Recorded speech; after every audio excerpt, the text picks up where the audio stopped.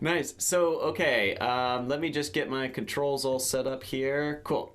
So now, as everybody's jumping on board, and I usually give people a few minutes just to kind of get on before we fully start. Let's just do a few short exercises. The one that I like to start with, which I think is perfect for video, is just doing some of these stretches with the lips and just kind of taking your tongue and pushing it around outsides. I want to get that blood flow going. I'm going to mute everybody for right now, but I'll probably unmute you guys later. And then maybe you want to fill it with some air pockets.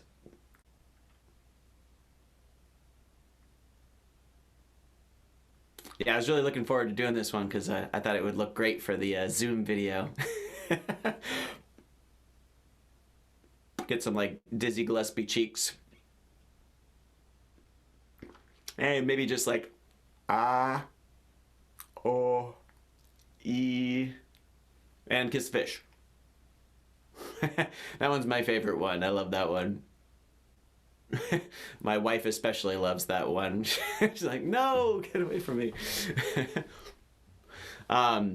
Let's see, I think I had one more student who was trying to jump on. Let me just make sure that we give them a chance. Okay, cool.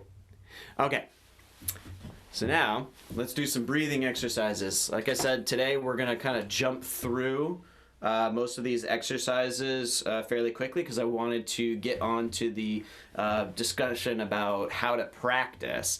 And warming up is just the first thing that you do during the day. It's a way to set yourself up so that your mind is in the right place, your body is in the right place, that they're all kind of like ready to go.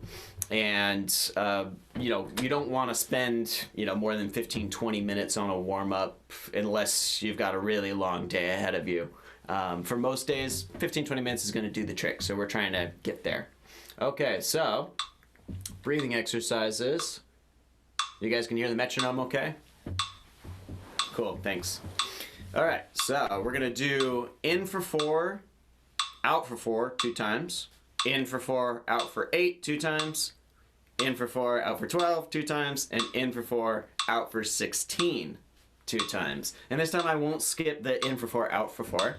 And remember, guys, it's all about the breath being easy and fluid, and that we're never filling up too early, and we're never emptying out too early either. We want it to kind of, you fill up at the top on count 4, and that's right as you're just about to turn it around, just like a good baseball bat swing or golf swing or throw or whatever you want to go back to trying.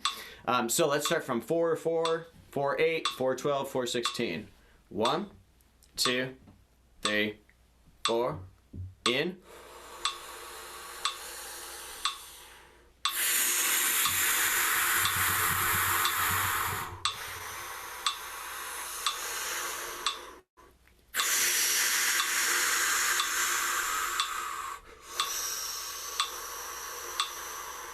Over 8.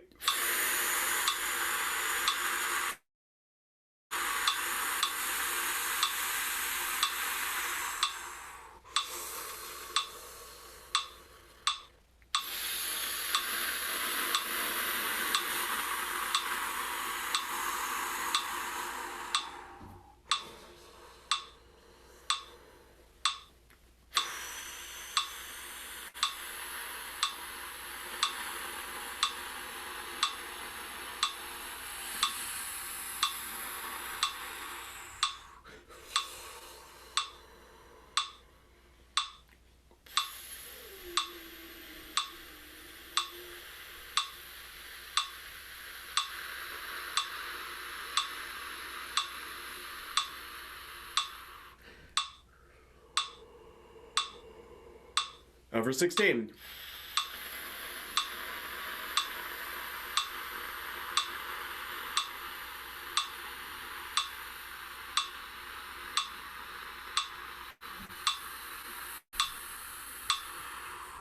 Over 4.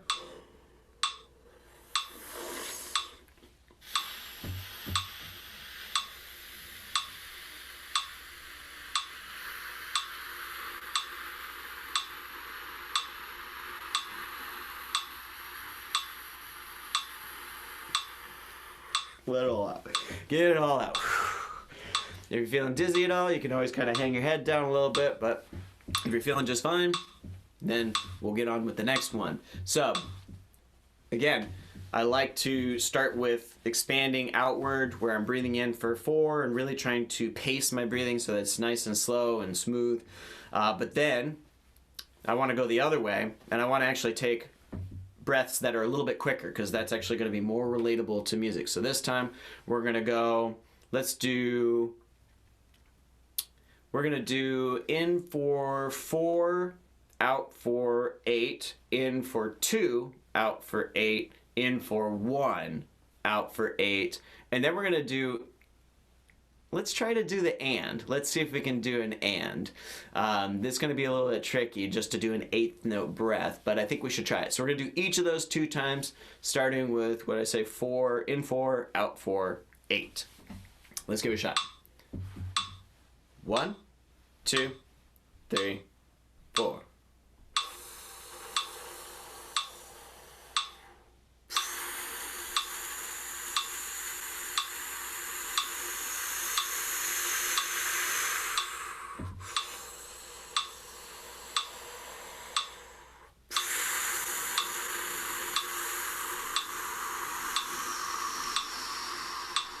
In for 2.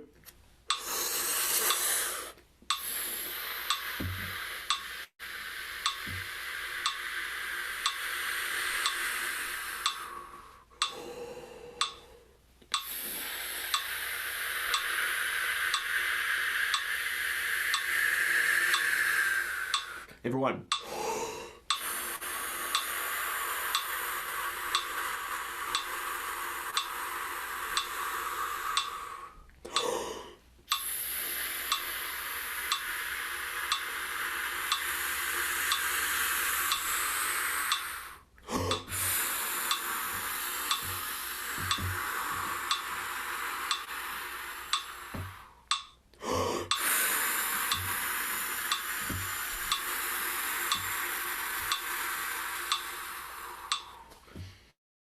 Okay, so right at the end, I tried to do an 8th note breath in. I think the first time I did an actual 16th note, really, really quick one. But sometimes in music, that is as much time as you have to take a breath, is an 8th note or a 16th note.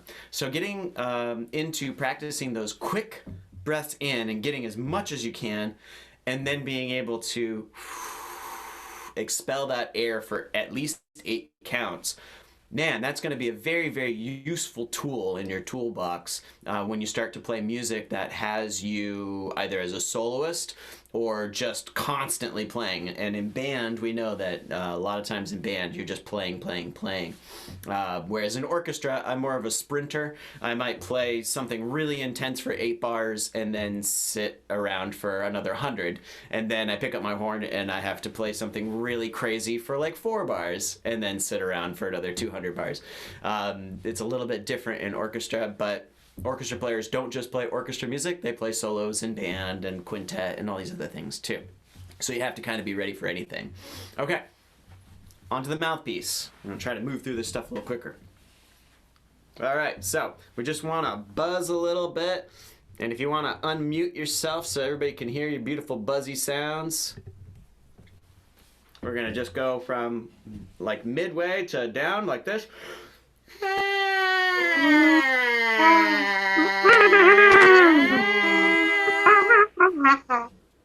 Yeah.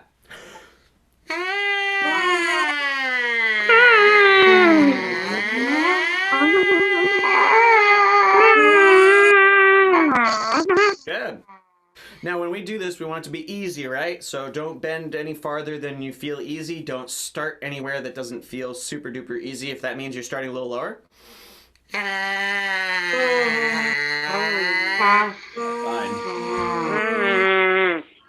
Find that place that works for you. Now let's bend upward.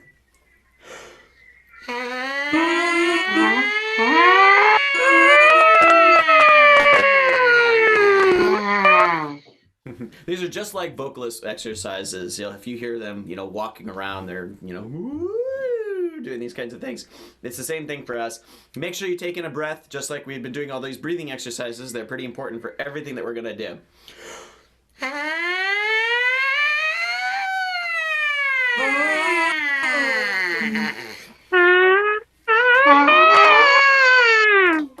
Great. Now let's go move on to the lead pipe. And again, we want to make sure that we're finding a spot that really slots for us. And you're getting lots of wind on the other side. If you're not convinced, you can kind of tap your finger on the end of it and you're going to feel it stops completely.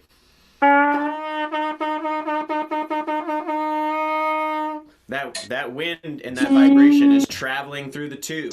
And as soon as you put your finger there, it gets in the way. Good,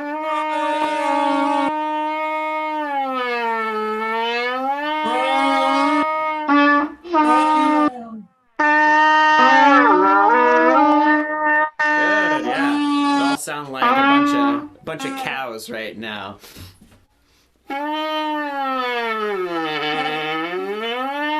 And that's a good thing. Bend it down as far as you can go.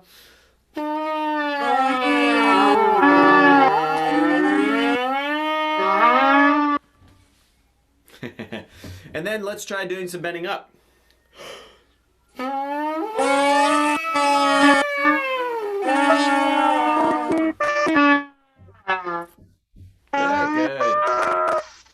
Hey, nice, Dylan. I heard that pop right up, just like I was telling you guys, just like that character on The Simpsons, that his voice just cracks all the time. He's usually working at a fast food restaurant or something like that. It's just like that. It kind of just pops, and it wants to go up. And eventually you can control it where you can bend the note all the way through that entire range. I'll do an example for you guys. I'm just going to mute you for a sec.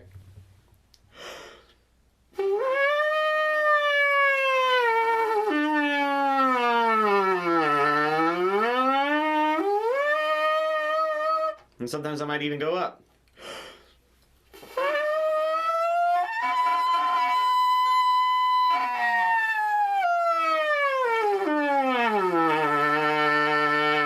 Again, I never want it to be something that I'm forcing. It's not something I'm trying hard to do. You'll never see my face turn purple while I'm doing this. I have no expectations of it ever sounding good because it is playing on the lead pipe. It's going to sound like a dying cow no matter what you do. But the whole idea is that you're just getting that wind and you're able to bend the notes without them totally dropping down to the next one. And then, of course, you can also practice it where you want to slot those different parts of the pipe. Okay, moving on. Let's go to the easy starts. I'll keep you guys muted for this one. And with the easy starts, remember, we're just trying to start the wind, and we're just letting the note vibrate. However long it takes to do.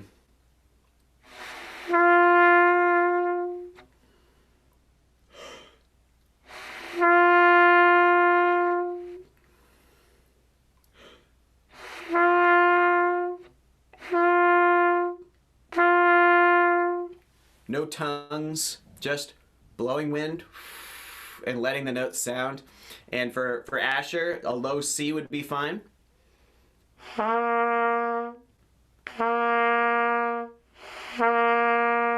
You guys might even want to try the low C also. Just blow that wind until the note starts to vibrate.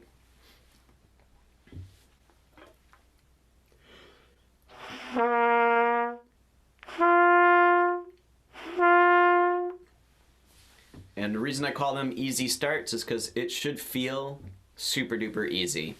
Sometimes it takes a little longer for that air to turn into vibration and turn into sound, and that's okay. We don't want to force it. We just want to find that place where it starts to transfer over into the sound.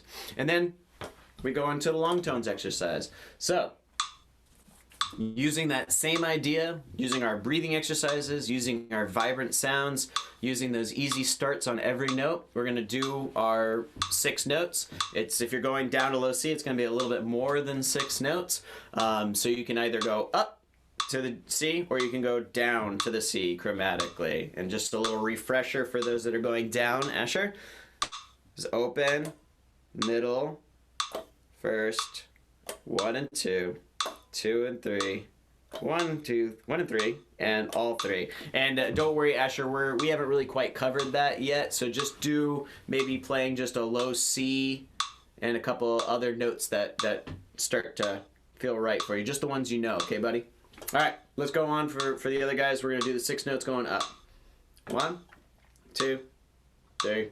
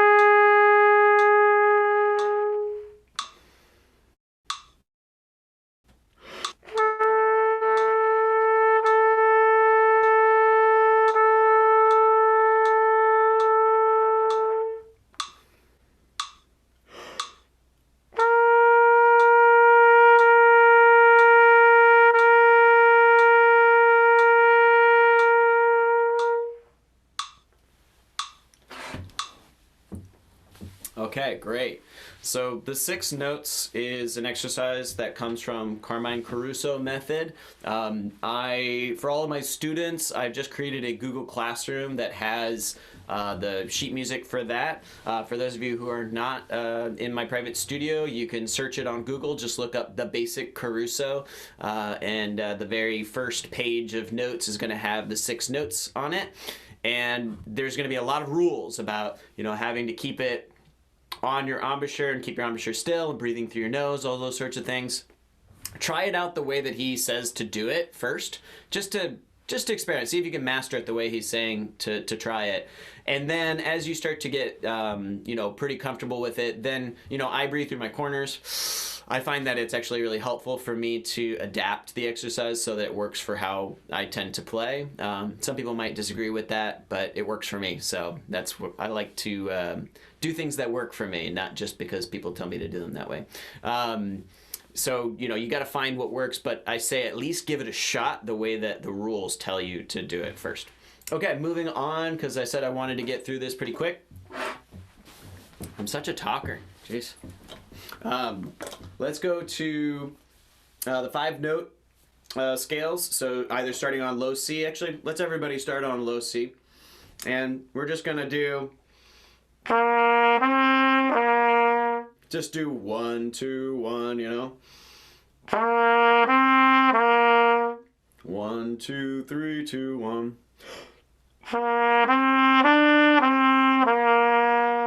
Just going up the scale degrees, like going up the steps and back down, nice and smooth.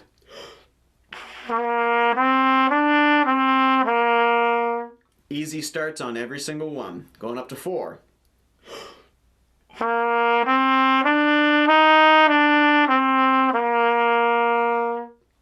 No faster than I'm going. If anything, go a little slower.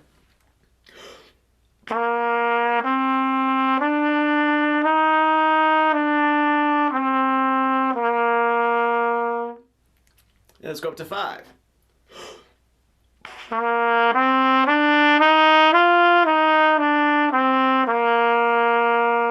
And we just want to listen for any bumps in the road and smooth them out.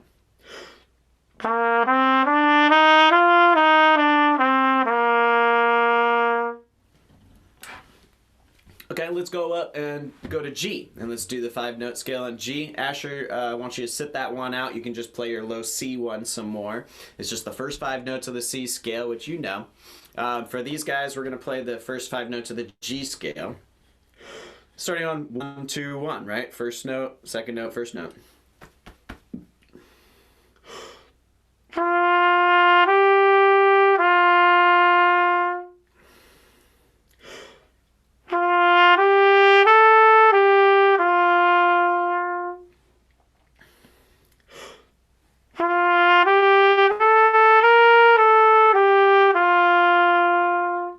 no tongue involved, all slurs, all smooth, including the start.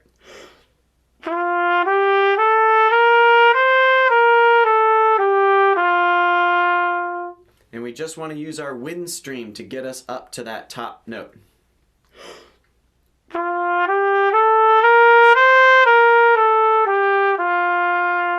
Looks like I maxed out my volume here on this. I'm just going to turn down the gain.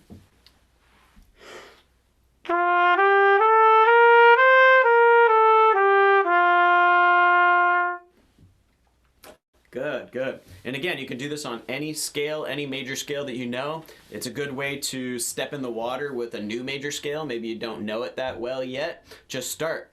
First note, second note, first note. Get that smooth. First note, second note, third note, second note, first note. Smooth that out. And as you start to go, you're going to start to connect those dots in the way that they're meant to be connected.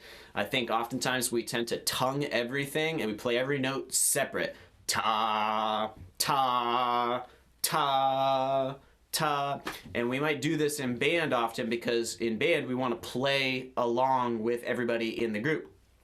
And it's easier if there's like this space in between. Ta, ta, ta. Everybody will play together a lot easier. But really what we should try, at least half the time, we should just slur the notes and subdivide, and that's the subdivision is going to help us play together.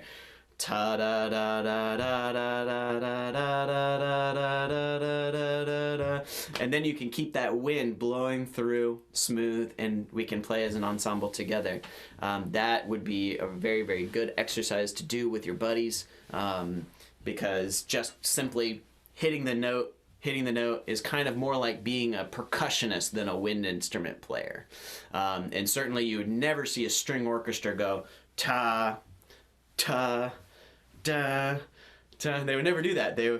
Everything is always smooth. In fact, they just maybe do one down bow. Da, da, da, da. We should think more like that as wind players, more like we're playing a string instrument. And how exhausting would it be if every note that string instruments played was da da da da da da da da da da da da da da. They don't do that. They do da da da da da da da da da da. Right? I can't even do it because I'm not a string player. But you know, they can separate these two things, and our wind stream has to be like that. Okay, I'm talking too much. Let's get on to tonguing on the wind stream. We start off slow. Now we're really starting to introduce the tongue. So we can start to play around with tas, das, das. I like to start off with a rounder edge first.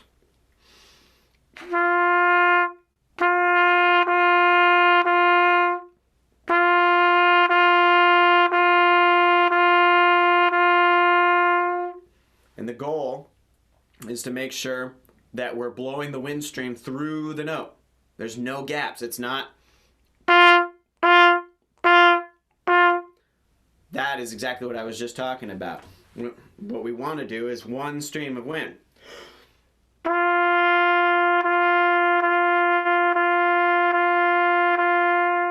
Or maybe down on a low C.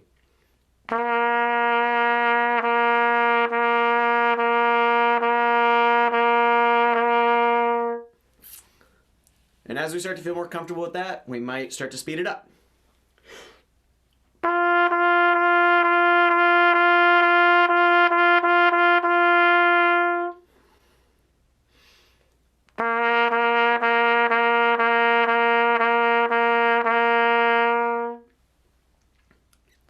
And also we might start to sharpen the edge a little bit, see if we can still connect but have a more clear articulation.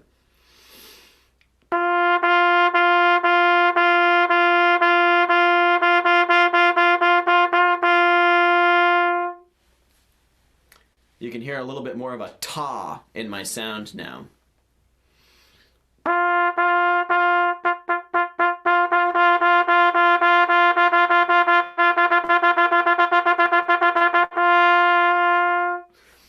And I always want to increase that speed. We call that single tonguing. And when we single tongue, we're just using one stroke of the tongue instead of this kind of rocking back and forth, which is double tonguing, where we would say dugga dugga dugga dugga dugga dugga dugga or tugga tugga tugga tugga tugga tugga. double tonguing is so that we can play very, very fast.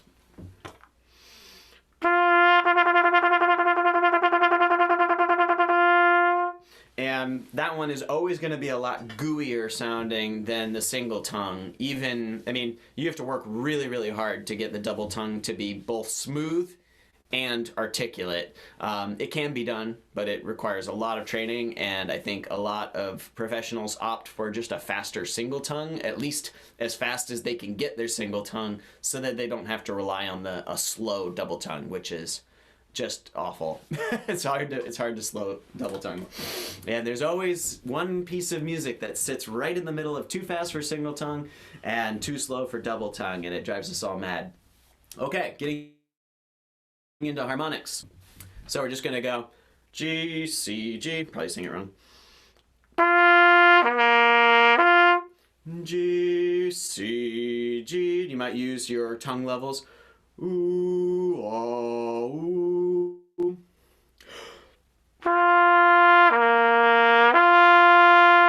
My singing's really off today.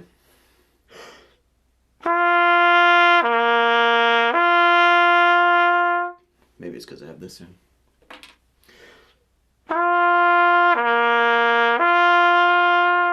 Or maybe you start from the low C.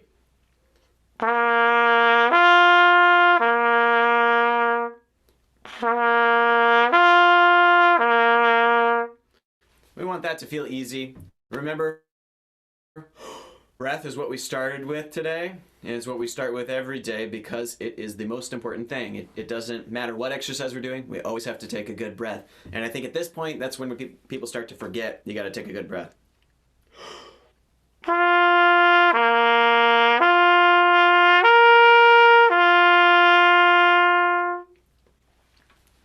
Expand outward for your harmonics into those upper shelves if you feel like it's easy to do. If it doesn't feel easy, maybe take some time and do that later.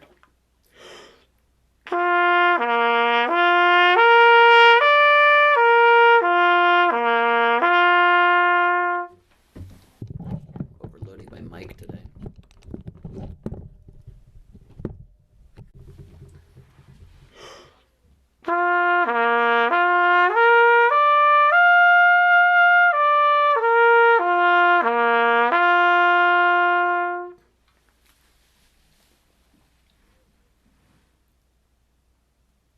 Great, yeah. And again, we don't want to work too hard for this. We want it to all be easy. You can push yourself later in a practice session, which we're just about to talk about. And again, I always like to finish off with some sort of lyrical flow study or etude, something like that. I'll just play a short little thing. If you have something that's near you on your stand, you can play through it too. If anybody wants to play something for us, just raise your hand. If you have, oh, hey, Asher wants to play. I love this kid. So Asher, hold on here, buddy. I'm gonna unmute ya. Asher, can I hear you? Can you talk? Say something. Oh, cool. I can hear you. All right, Asher. So what you're gonna do is, which song are you gonna play? Ode to Joy. Ode to Joy. Now, what you're gonna do is you're gonna slur everything. Remember we talked about slurring? Yeah. And it's all about that wind flow. Can you do that? Mm-hmm. Give it a shot. Wow.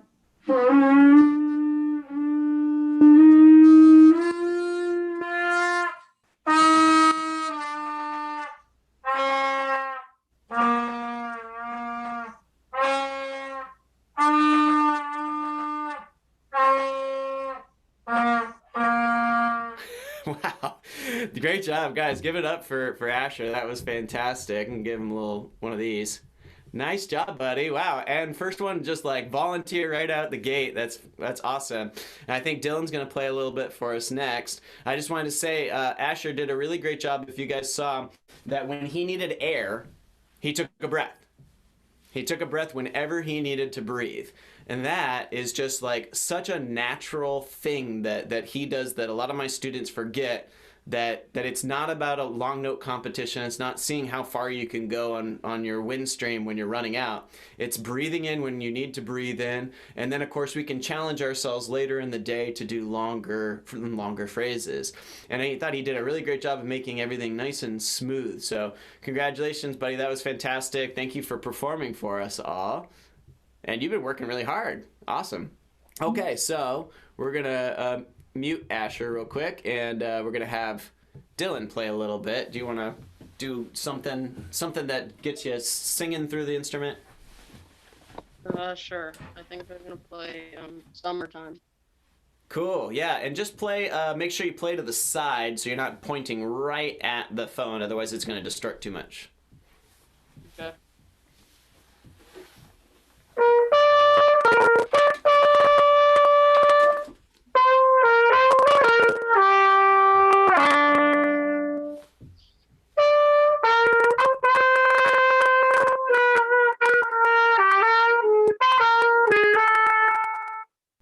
Hey Dylan, that's great. Hold on, let me interrupt for just 1 second. That was really, really great. Now there's a lot of stuff that it requires the tongue in this one. I want you to play that one more time, but this time leave the tongue out of it and just slur everything. So it's going to be completely new. Okay. It's going to sound so new to you, but this is all because we want it to be linked to our warm-up here, and then later on we'll add that tongue in there. Try it one more time.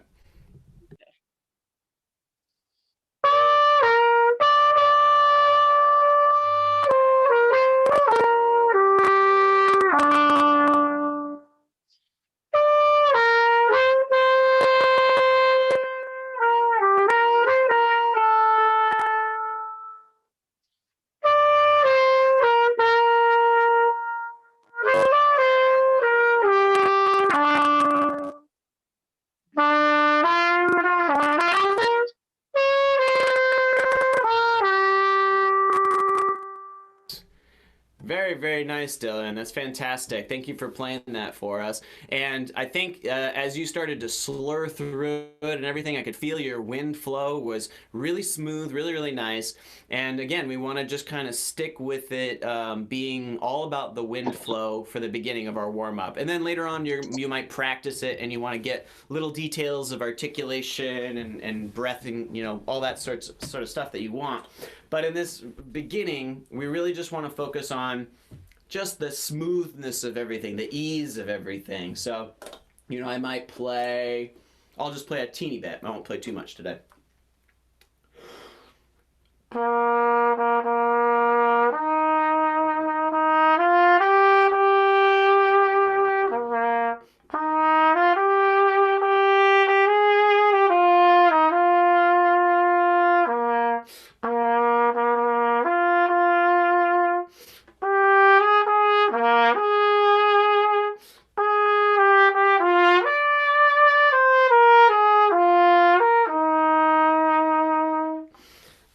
I love little simple melodies like that.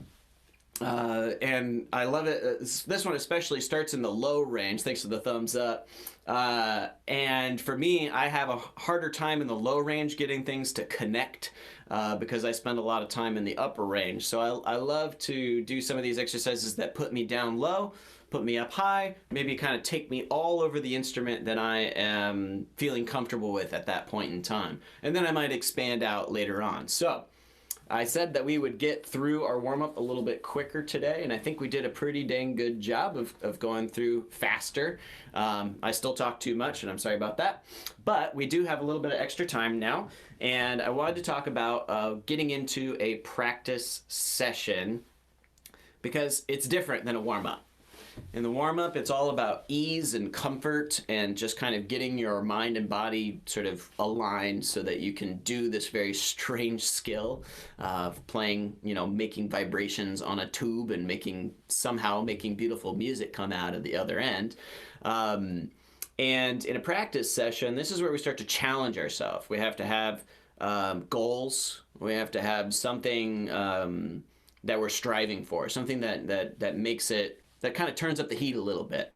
not something that's completely out of your reach. You know, you're not going to be like, okay, today I'm going to go and try for a double G, especially if you've never like played a high C before comfortably.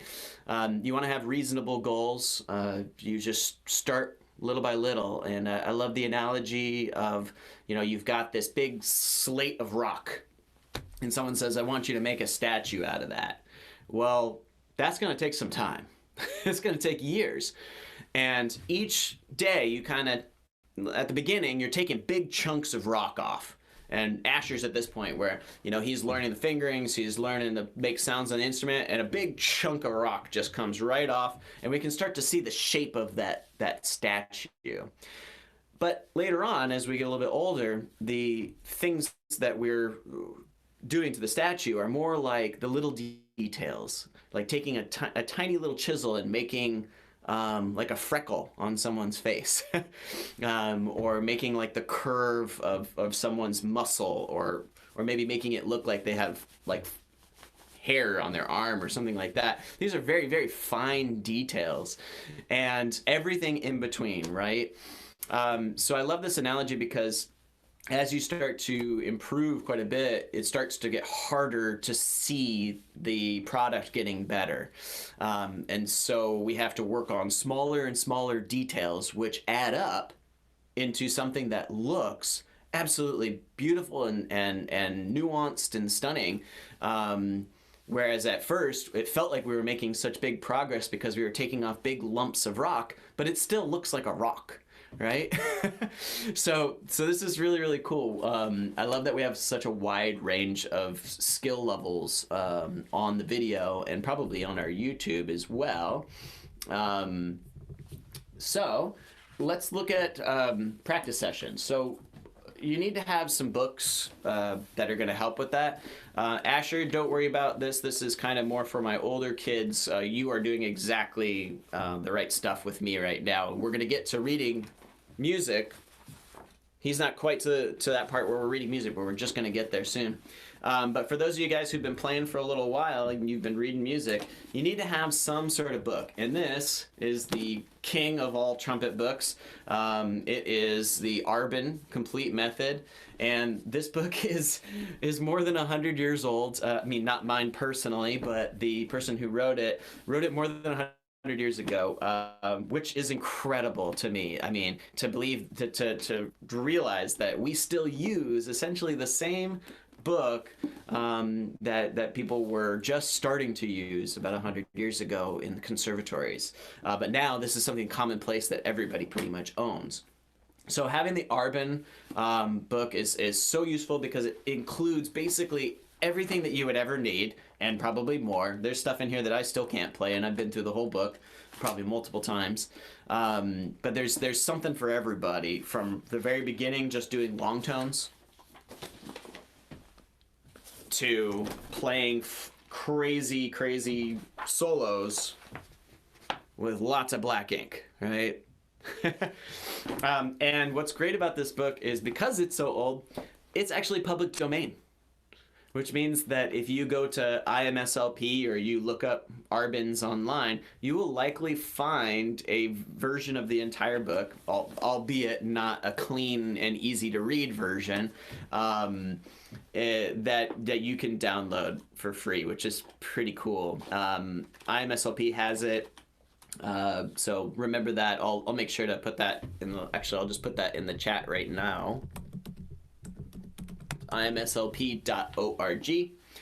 And if you look up Arbin, you'll find the complete method for cornet and trumpet, same thing. And you can start to look at some of these exercises. There's duets in there too, which are really fantastic. So you can always grab a buddy, or at least you can record yourself doing one half of the duet and then send it to a buddy so that they can play along with you for right now. And I've actually done that with a lot of my YouTube videos lately, so I'll have to share that with you guys. So practicing. We want to hit a lot of different spots. So first, you need a book that has a lot of different elements to practice. And then we want to hit a lot of different elements in that. So, you know, maybe you say, okay, well, I warmed up with some long tones, but I didn't push myself. So maybe you want to do long tones for like an extended period of time, or maybe you want to do long tones at a soft, extreme soft dynamic, or extreme loud, or something in between. There's a lot of different ways that you can go about that, and the very first exercises have pretty much everything you need to do that. But let's talk about some of the simple stuff that we can actually do in this format, because without the book, it's kind of hard to sort of just describe it. So what I would start with, if you don't have the Arbin, which you can, is just getting into your scales and arpeggios, and not playing your scales just like this, you know.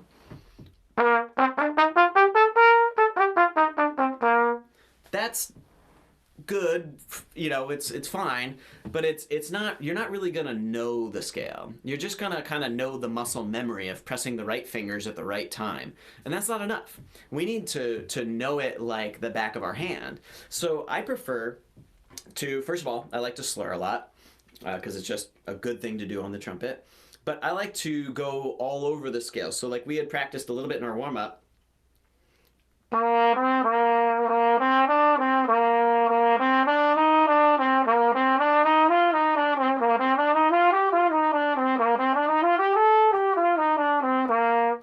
Going to different spots in the scale and going up and down, and really understanding where I am. Am I on the first, second, third, fourth, fifth, sixth, or seventh note of the scale? There's only 7 of them. And then once you get to the top, we call that the octave, the 8th note, but it's actually just the first note again, up an octave. So we call it 1.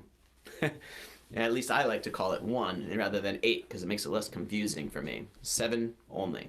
So when you practice your scales, have a goal. Say, I'm going to go from the first note to the 6th note.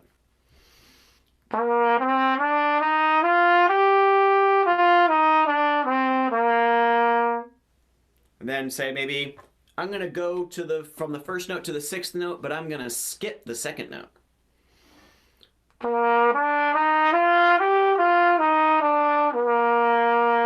Hear how I skipped the D? Adding those kinds of challenges to your scales are going to get you to really know the scale and not just rely on muscle memory, which essentially muscle memory adds up to being able to do it at the same tempo every day with the same pattern. Have you ever had that experience where you've practiced it like this?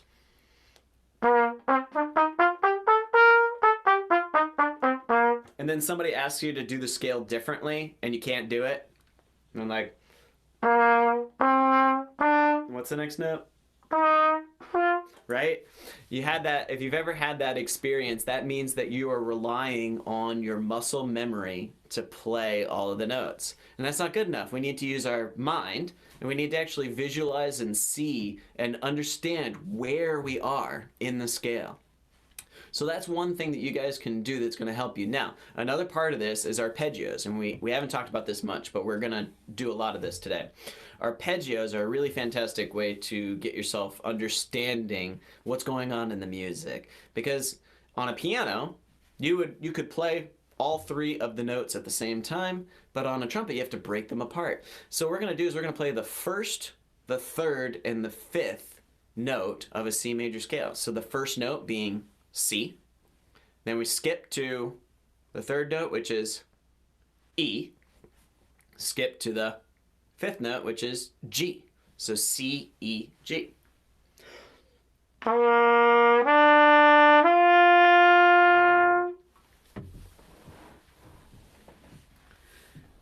And that sounds a little bit different than a scale, doesn't it?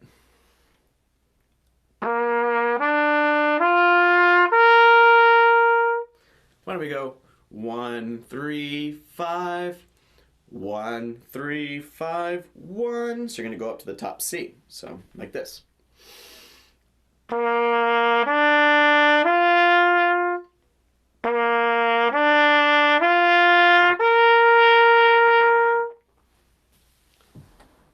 Now, of course, an arpeggio like that, it kind of comes back full circle. C, E, G, C, right? C, E, G, C, C, E, G. I can't sing that high, but essentially it just repeats the pattern over again. So you actually really will know where you are. What's nice about this too is that you can kind of start to understand some of the music theory behind, so you'll know what chords are going on in your music. And if you see C major arpeggios, chances are you're probably playing, somebody's playing a C major chord underneath you. Maybe the clarinets are holding the notes C and E while you're playing. A high chance of that in much of the music that you start off in band. And that's a good thing to know.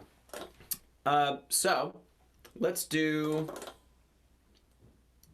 that arpeggio one more time, just to make sure everybody's really got it memorized. C, E, G. But I want you to think of it not as C, E, G all the time. Think of it as 1, 3, 5 in the key of C.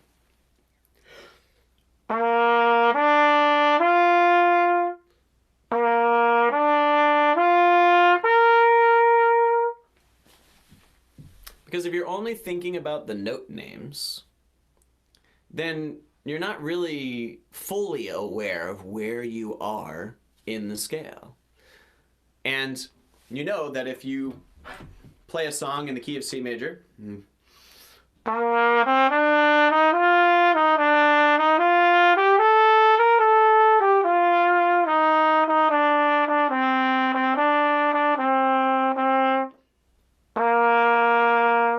you probably noticed that as I paused right for that last note, it really felt like, wait.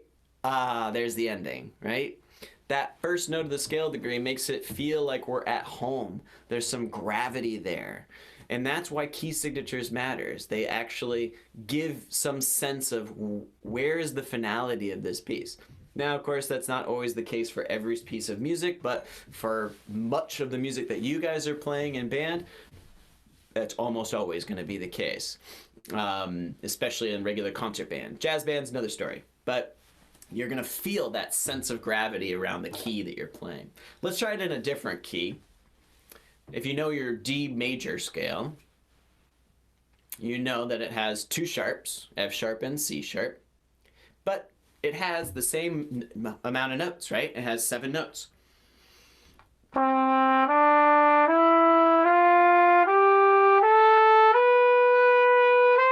And then it has the octave. So 1, 2, 3, 4, 5, 6, 7, 1, right? But we can also do arpeggios there too. Notice how 1 is now not a C. 1 is now D, because we're in the key of D major. So now we've reassigned all the numbers, but the arpeggio is still the same numbers, 1, 3, and 5. It's just that the first note is the D scale is D, the third note is F sharp, and the fifth note is A.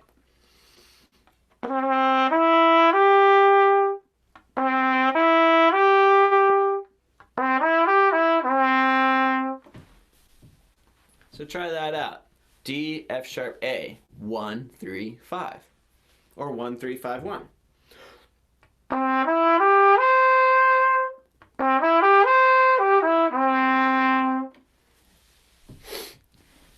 And this is an important part of our practice, is that we have to understand the music that we're playing. We can't just play the notes and rhythms blindly, and I mean, that's only so fun.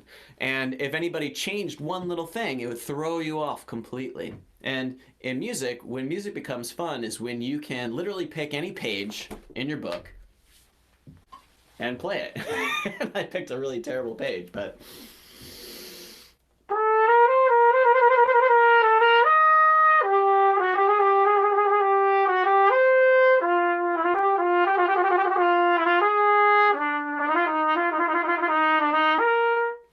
The reason why I was able to do that, to just play this random page that I picked, and I picked the worst one ever, is because I know that key signature. It was in F major, and I could see where I was in the scale the whole time, so I knew what it was going to sound like before I even started playing it. All I had to do was take a little glance, and I had an idea. So we want to get to the place where we are not just repeating, things by rote, but actually interpreting and creating on the spot. We are becoming literate, essentially, musically. And it's the same idea as like, you learned how to speak before you learned how to read and write, right? Pretty much everybody did that. And but it's so important that we learn to read and write. Well, that's the same with music. You probably learn how to play the trumpet, just like Asher is learning how to play the trumpet right now. But then his next step is to learn how to read the music and understand, how to sort of pick up a book, pick up a piece of music and just be able to play it. And so the way that we're gonna work on it is that we're gonna learn based on key signatures and learn scale degrees. And he's gonna have a really good understanding of reading music by the time he's 9, which is pretty cool. I'm very excited for him. But for those of you that are like me, who I actually didn't start until high school, guys. I started my sophomore year of high school, and I was playing saxophone. I know. And I saw the light, and I started playing trumpet. I liked the challenge of it. But I really didn't know how to read music like a book. That wasn't until I got into college that I would see somebody who play something and they just play it first time. They'd never seen it before. They play it first time and they nail it. And I just thought, that's insane. How did they do that?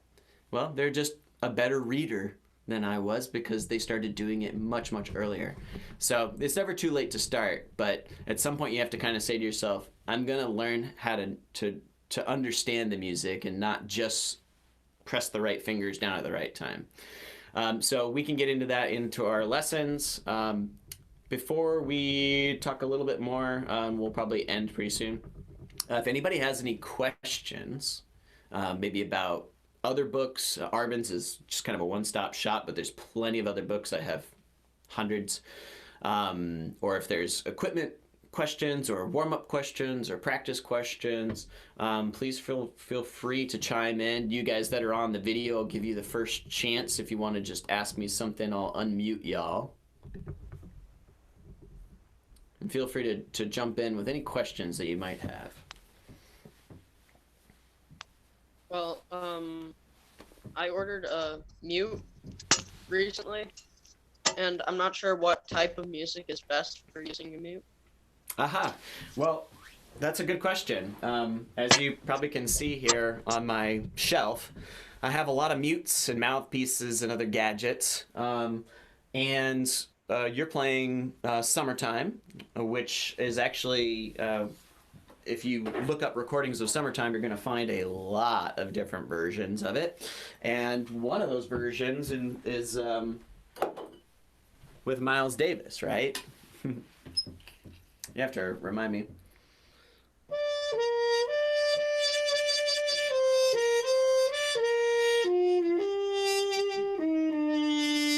Something like that, right? So what mutes do is they change the color of the sound.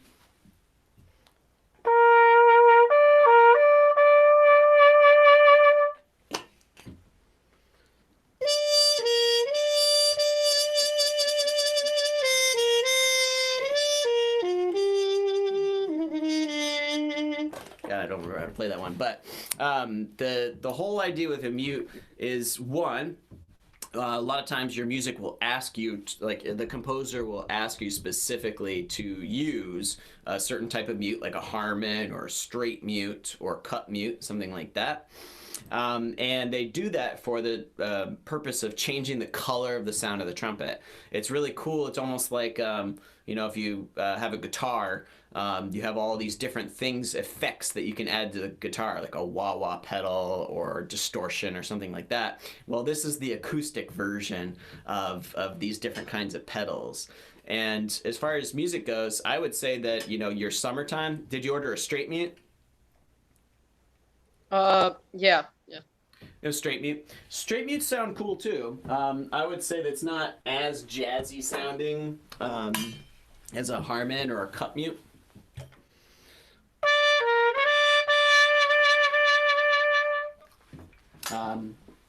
Or, oh, I've got it in a bag. The cup mute.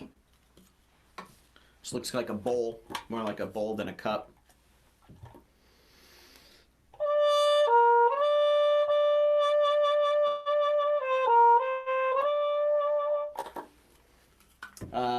They all have a different kind of sound characteristic to them. And you want to find the one that fits sort of what's in your imagination if you have the choice to do so. Otherwise, summertime sounds great even out of a mute.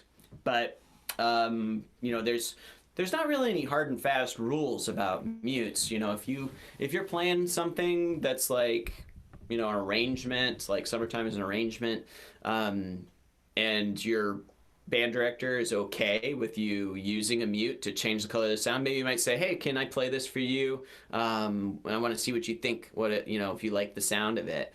I think that's always a good idea to try. But a lot of times, like in classical music, I don't get the choice. If it says to use a certain kind of mute, I have to use it. And I don't get to just like kind of put whatever mute I want in or put a mute in when it doesn't say to do so.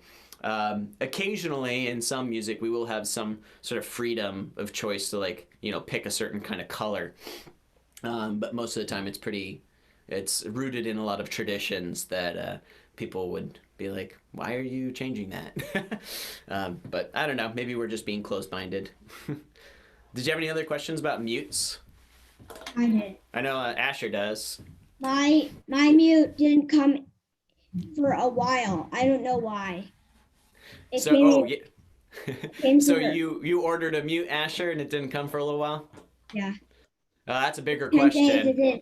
For like 10 until 10 days it was here. You might have to take that up with Amazon. But yeah, sometimes when you order stuff, it takes a while. The stork's got to take it all the way there. And Asher's got a Harman mute. Did you guys see that? Hey, Asher, would you play?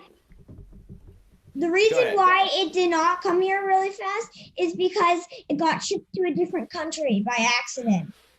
Oh, cool. So you have an international mute there. It's traveled the world. That's going to add a lot of new colors to the sound there. Do you want to play with that in for a little bit? Why don't you play something? Asher has the mute with he's got the Harman with the stem in it. Yeah.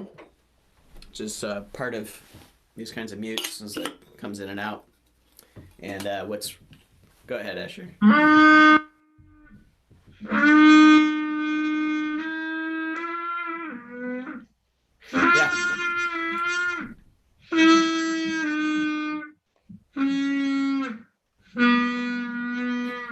Yeah, and what you'll notice is that Asher's turning a shade of pink here as he's playing on that mute, because there's a lot of back pressure when you play in it. It's a lot harder to get that sound to come out because it's very compressed. With the stem in, it's a little bit louder, and if Asher's arms were long enough, we already tried this, he'd be able to put his hand here and turn into a wah-wah mute.